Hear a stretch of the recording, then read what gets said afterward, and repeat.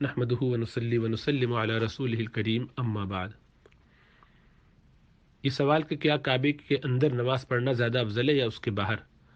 تو بظاہر ایسا محسوس ہوتا ہے کہ کعبے کے اندر نماز پڑھنے کی فضیلت اور برکت زیادہ ہو، لیکن اس میں امام مالک رحمۃ اللہ علیہ کا یہ قول جو امام بخاری لے کر آئے ہیں کہ بیت اللہ میں فرائض اور واجبات پڑھنا جائز ہی نہیں ہے، صرف نوافل ادا کر سکتے ہیں، جبکہ دیگر ائمہ کی رائے یہ ہے کہ فرائض اور واجبات بھی پڑھ سکتے ہیں۔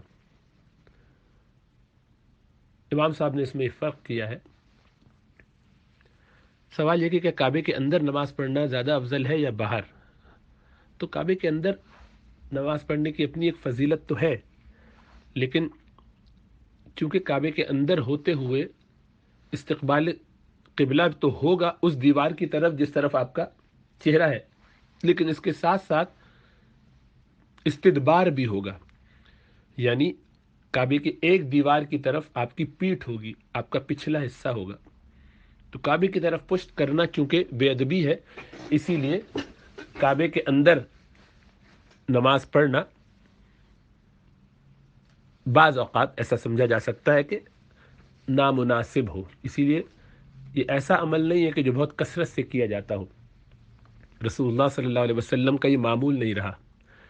ہاں کبھی ایک آدھ مرتبہ ایسا کرنا بالکل ثابت بھی ہے اور اس کی فضیلت بھی ہے، صحابہ سے بھی ثابت ہے۔